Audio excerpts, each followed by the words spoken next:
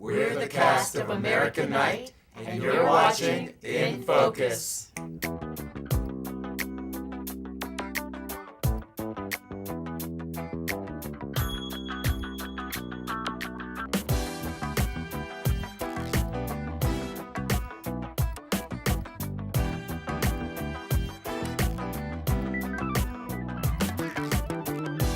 Welcome to In Focus with Eden Lane. Later we'll visit Opera Colorado for their preseason production called Sideshow, centered around Leonard Bernstein's Trouble in Tahiti, and the first weekend will be at the new Studio Loft Theater at the Ellie. But we begin tonight with the cast of the Denver Center Theatre production of American Night. With this large cast and the large cast of characters, does anyone feel a little schizophrenic during this performance? Yes. Yes. Yes. Definitely the first week when we put all the tech elements together, because we had worked on the script in the rehearsal room for the longest time, and then we included the tech elements, which were costumes, lights, and sound, and that definitely, for me personally, threw me into a dizzy, because then we had to add all the costumes and do your changes, and then concentrate what you're going to say being out of breath. Because that became an issue, is how do you come on stage and control your energy that you have off stage, and then to play the scene on stage. And the rehearsal process, of course, you're breaking it down and you're doing bits and pieces, not necessarily connecting it together. So the first time you did it in the space with all of those elements and tried to do it straight through, what was that like? It's like a mountain. It's a marathon. It's definitely running a marathon. And we have a lot of help backstage. We have a crew of about 5 and 3 dressers working really hard to keep us on track. So even if you forget what your next character is, you've got a dresser standing there holding your costume. So you're like, oh, that's who I'm playing. Or physically moving you to the spot. Exactly. So how do we begin to describe American Night for viewers who know you're doing it here and kind of get the sense from the ad or whatever, but I don't think that even begins to explain what American Night is. So how do you explain it? I always say it's about this immigrant. He's here legally, and he's studying to become a citizen. And the turmoil, the pressure of taking this test and hopefully becoming a citizen. He falls asleep throughout that, and he has this amazing dream about American history, but it's American history that's untold or unheard of or even unread. Or taken for granted. Exactly. And that's what's the beauty of this show, that you're not only getting a perspective of, you're not only getting perspective of American life, you're getting American history. And I think that's the beauty of the show. There's so much going on in the telling of this story. Does it get in the way of you finding who you are in the script anytime? Well, I will say that today I think I shed a little tear, because there was this gentleman who saw the show today, and I believe he said he was 81, and he was at the camps for 3 years. For 3 years. At Manzanar. Manzanar. And we tell that story too in our show. And the fact that we're touching people, or that we're telling stories that have not been told, and people are coming out and saying, thank you so much for telling the story, I think that's very powerful. You don't often hear that at the end of a comedy. right. I mean, because this is first and foremost a comedy. Yes. Absolutely. Yes. And I think that helps for the audience and for us to be able to laugh at ourselves and laugh at each other and laugh with each other. And it takes this issue about immigration and the border, it takes it to a level where we can discuss this and talk about it, but let's do it with some humor and some satire to really bring some of this out. And you actually people walk away with a different perspective, I think, at times. I think it's also not just about immigration, but there's a reminder in there not to take for granted your citizenship. Absolutely. I think this show is very patriotic, and it makes, for myself, I'm proud to be an American, and I haven't really thought about being an American in a long time, and this play has actually made me relook at history, relook at what somebody coming to this country would have to take as a test to be an American citizen. I didn't have to take that test. And could we pass it? And could we pass it? it? Exactly. Could any of us really pass this test? And so it brings up a lot of pride for me to be like, wow, and what a wonderful country, a mixed up country and wacky country that we live in, with some important history and some sad history, but it's our history. There's a lot of history that's brought forth by this brilliant piece from this brilliant playwright that isn't necessarily recorded. And we heard today that there is one story that was not even recorded in history books until this playwright put it on Wikipedia. And you get to help tell that story. Yeah. I Tell do. me about that.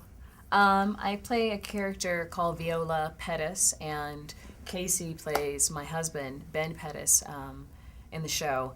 And they were two people in 1918 during the Spanish plague who, Viola became a self-taught nurse, and she helped Mexican immigrants, she helped Native Americans, she helped whites, anyone who could find her. And the word spread throughout West Texas that there was this woman who was there helping people during the sickness, and millions of people passed very quickly during the Spanish plague. So the Wikipedia site now has Viola Pettis online, but it comes from Culture Clash actually doing the show and doing the research in West Texas to find out about this woman. So she wouldn't have even been on Wikipedia or been easily found out about if Culture Class hadn't done such wonderful research about this woman. Getting to bring it to life for an audience each night. Now you get to help write her story on the hearts of everyone who's there. What does that feel like? It's an honor for me.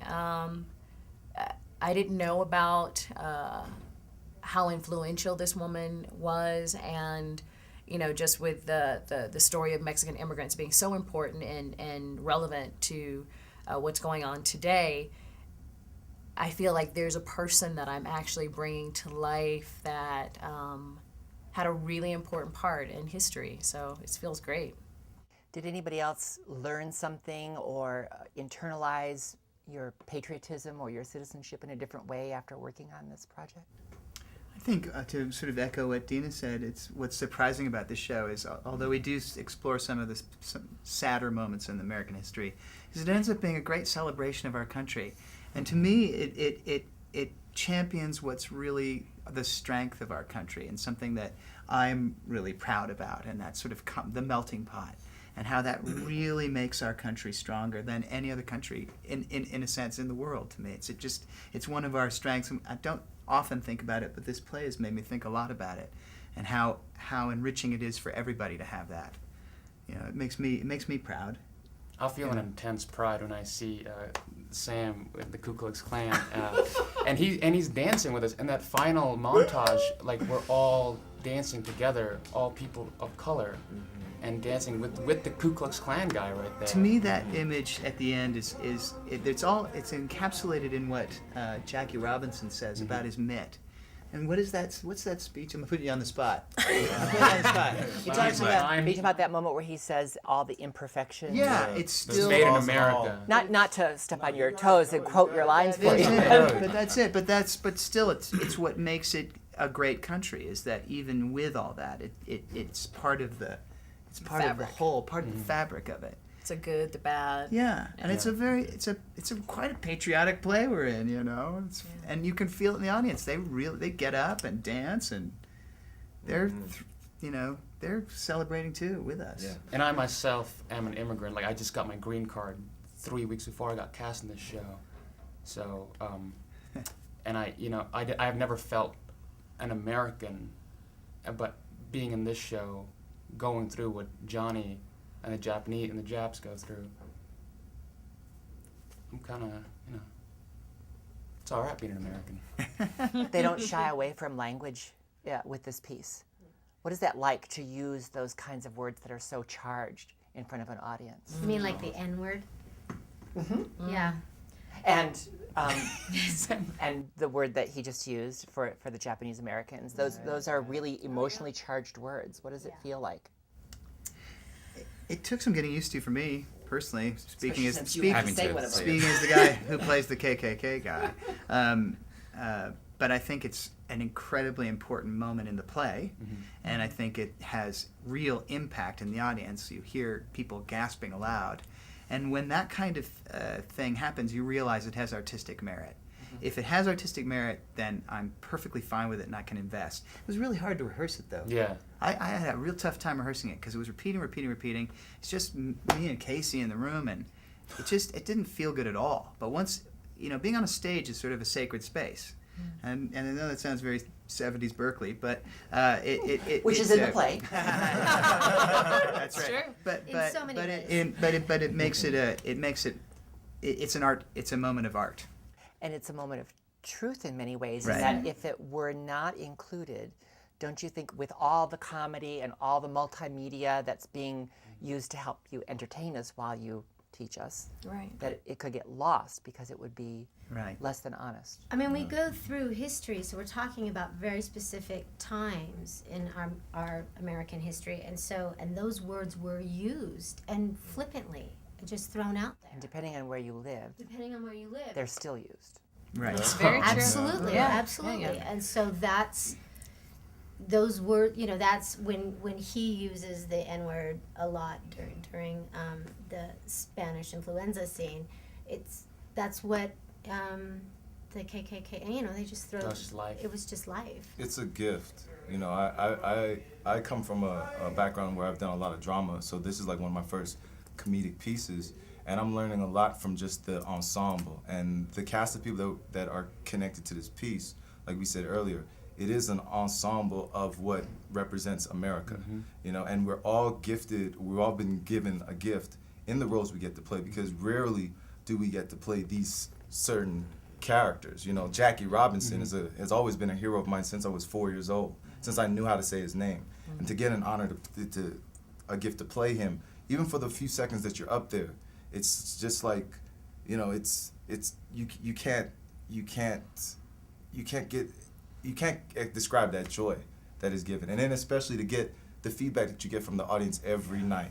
Like today we were gifted with that moment to have that 80-year-old man to stand up and say he was in the camp that we just presented to an audience. That you don't get that. When you get those moments, you cherish them and you just walk on. You're thankful for doing the work that we're doing. Don't miss this hilarious production by the Denver Center Theatre Company. Visit denvercenter.org for more information. Now we find out more about Sideshow at Opera Colorado. We begin with Brad Trexel and Rex Fuller. Well, I'm delighted you invited us in on your almost last rehearsal before you open for Art Week with this really delicious idea that you're doing for Opera Colorado this season. Tell me what Sideshow is and what this program is. Well, we're really getting ready for a great time coming up this weekend, and then we're going to also have performances the following weekend down at Lonetree Arts Center.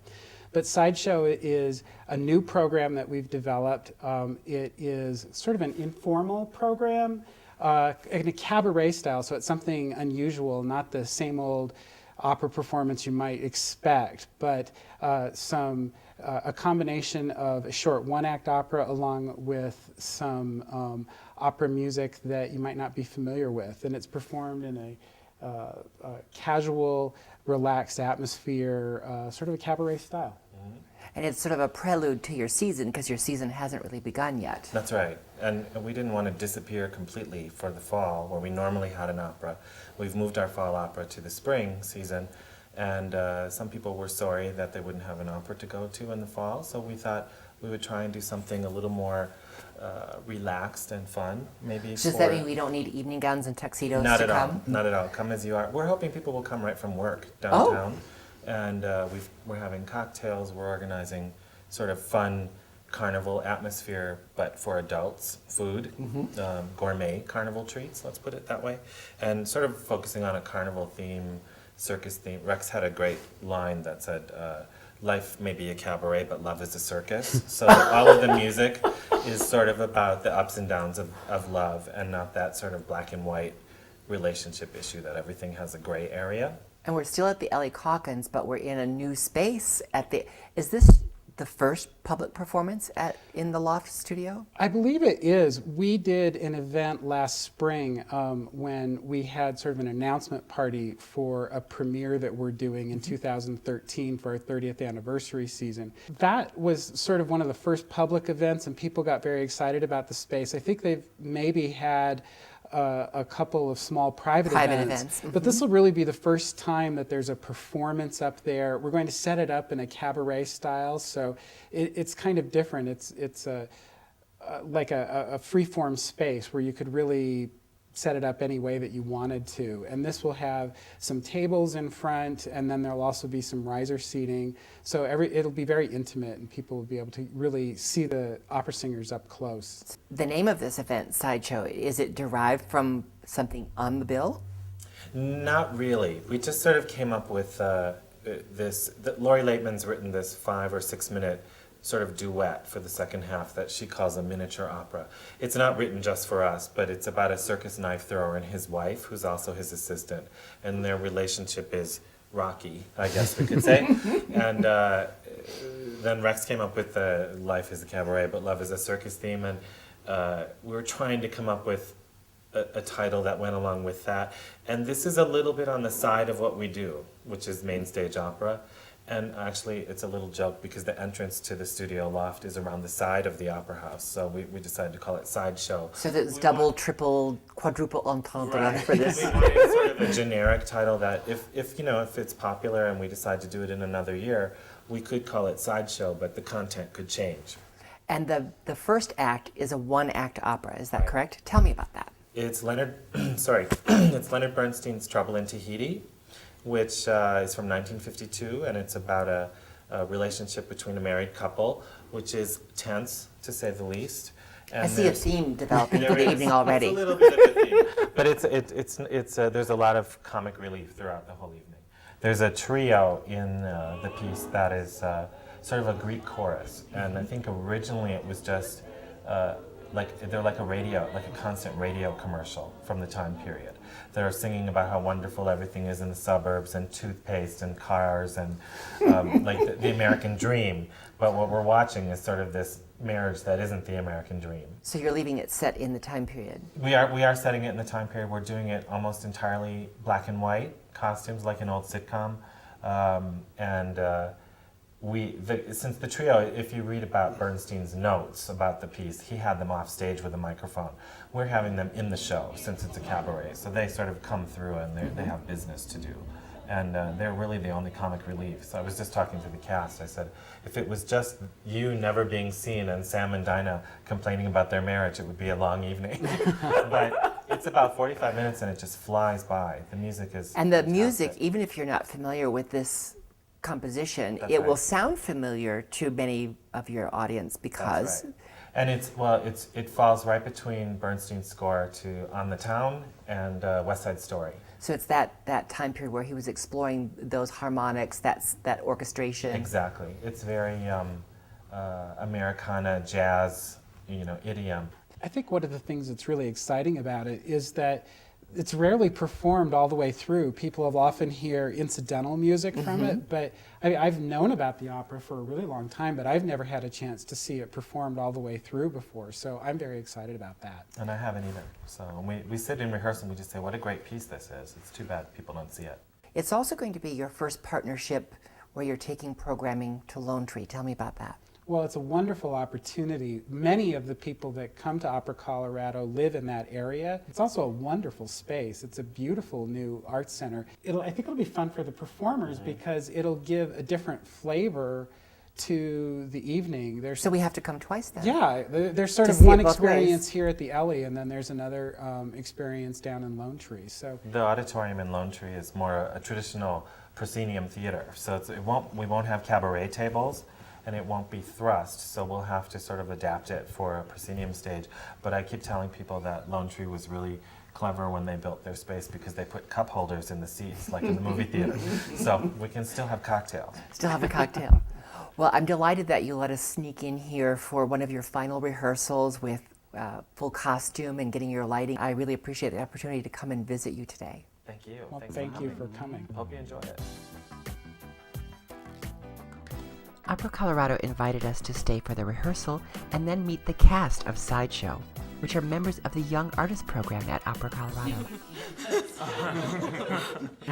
Well, I know it's almost your opening for this sort of prelude to the season for Opera Colorado Sideshow. I'm really pleased that we got to come in and interrupt a little bit before you got started. You all look charming, by the way. Thank you. You're all members of the permanent company. You're apprentice members. Tell me what that means in Opera Colorado. Being a part of the Young Artist Program, we are contracted for the year, and we get to do outreach events as part of our contract, and we have 2 shows, Hansel and Gretel and Carmen. And we go around to schools around the area and actually throughout Colorado and tour the productions and, bring opera to kids as well is one of the aspects. So you're here for a whole year, not just for this production or one particular opera. You get to stay in Colorado. Is anyone from Colorado? No. No. Mm-mm. Have you been to Colorado before? This was my first time. What do you think of it so far? I love it. How long have you been here? We moved in September 1st. So really just in time to begin rehearsing for this production? Yeah. Mm-hmm. Wow. And we had about a week of downtime to acclimate to the climate and the altitude, and then we jumped right into rehearsals. One of the biggest challenges I know Amy and I have faced is in the outreach shows we dance while we sing. And so learning to run around stage and sing was a little bit more of a challenge here than it was at sea level where I used to live. Yeah. And this show is sort of a new addition to the season. It's the sort of pre-season show. Mm-hmm. Tell me about this show. Well, it's interesting because it opens with a one-act opera by Leonard Bernstein called Trouble in Tahiti, and it's about Sam and Dinah, who have a dysfunctional marriage. Which is why you're not seated together. Exactly. And then there's a trio of neighbors who sing in it as well. And then for the second half of the show, we're doing cabaret songs that sort of tie together the narrator's life into a very interesting story, and it makes for a good night. So you're getting a chance to sing, well, not popular music, but in a way it's popular music compared to the composers you get to work with in a regular season. What is it like for you to get to stretch and do something that's sort of frivolous and fun? And I'm so excited to sing in English, to be honest, because it makes it so much easier because you already know what every word means rather than have to work through translating and worrying like, am I pronouncing this word right? And then to explore the new colors of Broadway, it's fun. Mm-hmm. You're getting to sing with one pianist as your accompaniment, and then with each other. How do you go about doing your outreach when you're out at an elementary school or a high school? How do you bring music to those visits? Well, as part of the program, we also have a resident pianist that comes with us, and he plays all the scores, and we bring a keyboard if they don't have a piano. And so we're able to bring all the music, all the great music of these 2 operas to the kids so that they really get a taste of what opera is. And to show them basically that it's really, accessible to them. It's not some sort of foreign, entity or anything. It's a really live, living thing, and that's why we do it. When you're talking to students, I'm sure they're surprised that you're all such young, gorgeous, matinee idol-looking kind of people that are coming in to sing opera. I'm sure they're expecting something very different. So when you're talking to them about opera, what's one thing that each of you says in order to explain what it is you do? What is opera? What do you say to a student? I think one of the things that I have the most fun with is as a mezzo, I play both a guy and a girl on stage in different productions. So Very Lady Gaga of you. Yes. And so explaining to a 5-year-old that I'm a boy, sometimes they're very confused. And then in the outreach shows, I also get to play Carmen, who's very much the bad girl. So dealing with some of the kids, it's like, I hated your character. I know, isn't it fabulous? I get a lot of gratitude out of showing them that an opera singer likes other things too. So when they talk to me, I like to, explain, I don't just sing opera, I sing pop and Broadway, and any kind of music that they love that doesn't prohibit them from exploring opera too. They might find that they have a passion for it too. I know that most of us didn't find how much we really loved opera until we were well into college, if not grad school. So they don't have to feel like they need to be committed to it right now when they're 14 years old. You can take a taste of it every now and then. Yeah. Right. I like to sort of put it into modern words, a lot of opera is comedy. There's a lot of comedy in opera, and a lot of these operas are very similar to sitcoms that are on TV, like Friends episodes, and if you say, it's like a rom-com, and everyone's like, really? And you're like, yeah, back when these were produced, they were, the sitcoms of the day, Or Harlequin romance. Yes. Right, right. Or, fairy tale, Hansel and Gretel, and so it's really easy for them to relate to that. Opera in general, I think a misconception that students and adults have is they don't like the unbelievable aspect of it, and I think that is the point, that it's supposed to be over the top, larger than life.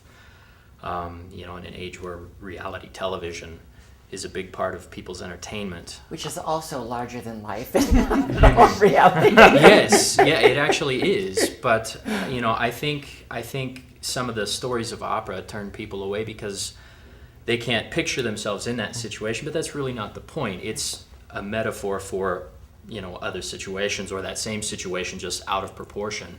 And I think much like a visual artist like Sheila or Munch wouldn't paint a human being in their direct proportion or color necessarily, I think opera does that with its characters and stories as well.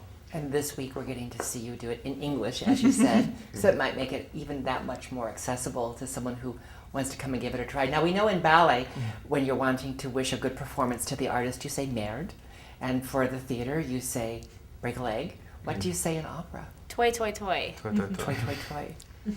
Well, toy, toy, toy. Thank you for taking the time to talk to me. Thank you. Thank you very much.